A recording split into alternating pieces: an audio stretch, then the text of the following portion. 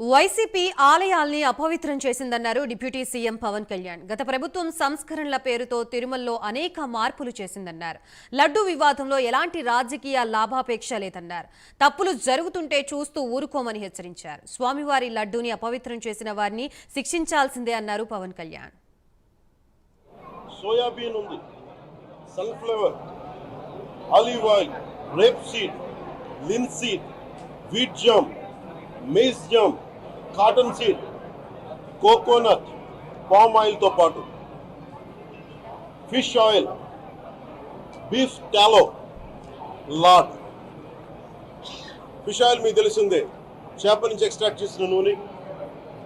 Beef టాలో అంటే మనకి పశువు సంబంధించిన కొవ్వు.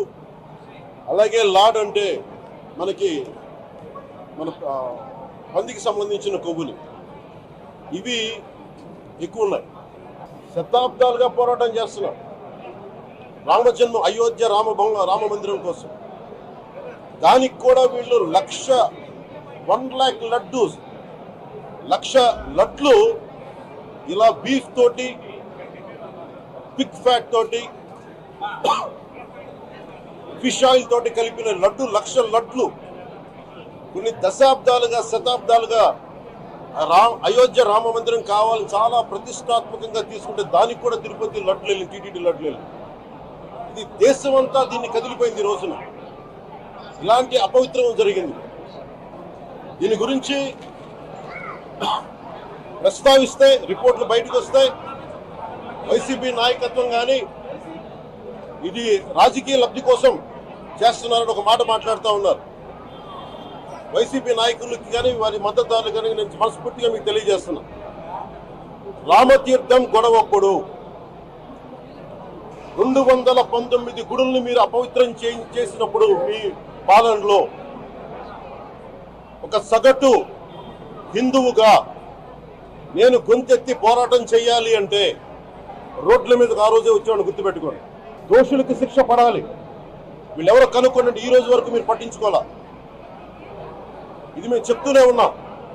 నిజంగా చెయ్యాలంటే ఈ ప్రస్తావన ఎందుకు తీసుకొస్తున్నానంటే సమాజంలో అస్థిరత లేదంటే డిస్హార్మనీ క్రియేట్ చేయడానికి మేము లేవు ఇక్కడ. కానీ తప్పు జరుగుతుంటే, దాడులు జరుగుతూ ఉంటే, అపవిత్రం చేసుకుంటా వెళ్ళిపోతే చూస్తూ ఎవరు కూర్చోం. తప్పు, అది కూడా తప్పు అవుద్ది. ఫండమెంటల్, కాన్స్టిట్యూషనల్ ఫండమెంటల్ ఇది. ప్రతి వ్యక్తికి వారి ధర్మాన్ని ఆచరించే హక్కు ఉంది. ఎవరన్నా వచ్చి ఆ ధర్మాన్ని పాడు చేసే హక్కు ఎవరికీ లేదు. ఇట్స్ ఎ ఫండమెంటల్ రైట్ ఇది. ఇలాంటి స్థాయిలో ఈ రిపోర్ట్ బయటకు వచ్చినప్పుడు ఏం చెప్పు ఉండాల్సింది గత ముఖ్యమంత్రి గారు? నేను ఏ రోజు కూడా మీరు చూశారు, ఇది ప్రభుత్వం, మన కొత్త ప్రభుత్వంలోకి వచ్చాం, ఇది వెండెట్టా ప్రభుత్వం కాదు, ఇది పగా ప్రతీకార ప్రభుత్వం కాదు ఇది. కానీ తప్పు జరుగుతుంటే మటుకు చేతులు కట్టుకొని చూసే ప్రభుత్వం కూడా కాదు. మీకు చాలా పకడ్బందీగా తెలియజేస్తున్నాను ఈ విషయం. ఈ 5 సంవత్సరాలు ఈ బోర్డు ఏం చేస్తా ఉంది? ఈ టీటీడీ బోర్డుని మేము ప్రశ్నిస్తున్నాం. మీరు బయటికి రండి.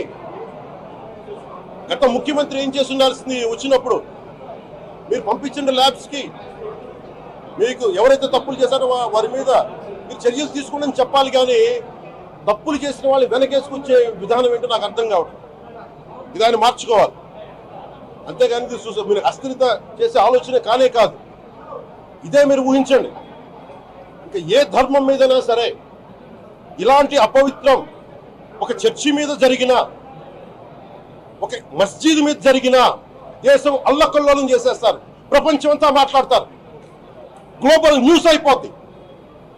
కానీ దేశంలో కోట్లాది మంది హిందువులు అపవిత్రమైతే, ఈ ప్రసాదం అపవిత్రమైతే ఒక్కరు కూడా మాట్లాడకూడదు. ఇది సెక్యులర్ వ్యవస్థకు విఘాతం అంటే హిందువులకి మనోభావాలు ఉండవా? ఇది ఒక్కరు నిందించట్లా? అసలు మీరు ప్రస్తావన చేయకూడదు, ఇది తప్పు, ఇది మాట్లాడకూడదు అంటే ఎట్లా? సనాతన ధర్మం అని మొత్తుకుంటున్నాం. దేనికి సనాతన ధర్మం అంటే? సనాతన ధర్మానికి ఒకరు ప్రారంభించింది కాదు ఇది. ఒక వ్యక్తి ఒక కూర్చోబెట్టి ఒకరు స్టార్ట్ చేసింది కాదు ఇది. కొన్ని వేలాది సంవత్సరాలుగా అన్ని మతాలని, అన్ని విశ్వాసాలని అలింగనం చేసుకున్న నేల ఇది. అలాంటి విశ్వాసాలకి దగ్గర తీసుకున్న ఈ నేల మీద ఇలాంటి అపవిత్రం జరిగితే, రిపీటెడ్గా జరిగితే, ఒకసారి కాదు 2 సార్లు కాదు, రిపీటెడ్గా జరిగితే ఇప్పుడు కూడా మాట్లాడకూడదంటే అది తప్పు చేసిన వాళ్ళం అవుతాం. మేము దోషులకి శిక్ష పడాలి. ఫుడ్ అడల్ట్రేషన్ ఇది మేము కాదంటలా. టీటీడీ బోర్డు అప్పుడు టీటీడీ బోర్డు బాధ్యత తీసుకోవాలి. పొలిటికల్గా వచ్చి అలంకారప్రాయంగా ఒక్కొక్కళ్ళు వచ్చేసి దర్శనాలకి టికెట్లు ఇవ్వడానికి మీరు బోర్డు మెంబర్స్ అవ్వలేదు. మీరు ఎవరు చైర్మన్ కానీ ఈవో కానీ, మీరు అక్కడ ధర్మాన్ని పరిరక్షించాలి. మీరు అక్కడ మీ ఇష్టాలకి మీరు కూర్చోబెట్టి మీ ఇష్టాలకి కాంట్రాక్ట్లు ఇచ్చుకోవడానికి మీరు టీటీడీ బోర్డుకి మీరు వెళ్ళలేదు. మీరు అందరూ మీ అందరికీ బాధ్యత ఉంది. మీరు నిర్ణయించుకోవాలి.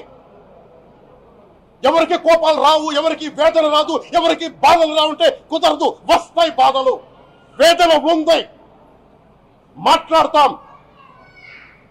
మర్చిపోకండి ఎవరు. గత ముఖ్యమంత్రి గారు కూడా నేను చేస్తా ఉన్నాను, జగన్మోహన్ రెడ్డి గారికి కూడా. ఇదే చర్చికి జరిగితే మీరు ఊరుకుంటారా? ఒక మసీదుకి జరిగితే ఊరుకుంటారా? ఒక తిరుమలకు జరిగినప్పుడు ఎందుకు వెనకేసుకొస్తారు? రాకండి. ఏ మతం మీద దాడి జరిగినా సంపూర్ణంగా నాతో సహా మేము ఖండిస్తాం, బయటకు వస్తాం.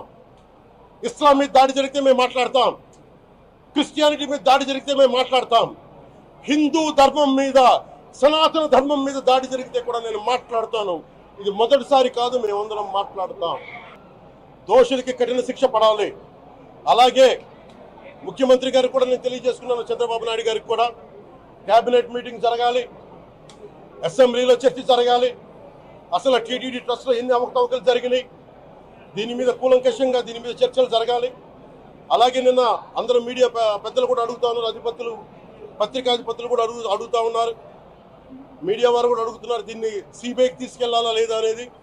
అది గౌరవ ముఖ్యమంత్రి గారు నిర్ణయం తీసుకోమని. మీరు ఏ నిర్ణయం తీసుకున్నా కేబినెట్ మీ వెనకాల ఉంటుంది, ప్రజలు మీ వెనకే ఉంటారు. ఇది ఇక్కడతో ఆగాలని మనస్ఫూర్తిగా నేను కోరుకుంటున్నాను. అలాగే 40 సంవత్సరాలుగా కర్ణాటకలోని గీ కంపెనీకి ఇస్తా ఉన్నారు. 15,000 కేజీలు అవసరం అవుతుంది నెయ్యి, మనకి స్వచ్ఛమైన నెయ్యి. అలాంటిది వీళ్ళు 1000 రూపాయలు కొన్నదాన్ని వీళ్ళు 360 రూపాయలకే వస్తుందని చెప్పి ఎవరో మిడిల్ మ్యాన్ వచ్చి చెప్పారు. ఆ మిడిల్ మ్యాన్ ఎవరు? దీని మీద సంతకం పెట్టింది ఎవరు? మీరు 1,00,000 లడ్డూలు మీరు అయోధ్యగా పంపించినప్పుడు మాట్లాడింది ఎవరు? చెక్ చేశారా? క్వాలిటీ చెక్ చేశారా? కోట్లాది మంది భగవంతుణ్ణి విశ్వాసం ప్రకటించే ప్రతి ఒక్కరి ఈ రోజున బాధకు గురయ్యారు. నాకు నిజంగా ఇంకో వేదన కూడా ఉంది. ఇది ఇంకొకరు నిందించట్లా. తిరుమలలో ఉండే ఇంతమంది సేవ చేసుకునే వ్యక్తులు కానీ, మీరందరూ హిందువులే కదా, మీరందరూ టీటీలో ఉండే వందలాది మంది ఎంప్లాయీలు, మీకు ఉద్యోగులు, వేలాది మంది ఉద్యోగులు, మీరందరూ ఏం చేస్తున్నారు? మీరు హిందువులు కాదా? మీరు స్వామివారికి అపవిత్రం జరుగుతూ ఉంటే మీరు కల్తీనే జరుగుతుంది మీకు తెలిసి కూడా మీరు ఎందుకు కాముకున్నారు? భయపడ్డారా? వైసీపీ అంటే వైవి సుబ్బారెడ్డి గారంటే భయపడ్డారా? ధర్మారెడ్డి గారంటే భయపడ్డారా? ఏ స్వామి అయితే మీకు ఆశ్రయం ఇచ్చారో ఆ స్వామికి అపవిత్రం జరుగుతూ ఉంటే మీరందరూ కామ్గా కూర్చునే మీకు ఎలా వచ్చింది? మీకు ఇది నేను సాటి హిందువులను కూడా నేను ప్రశ్నిస్తున్నాను.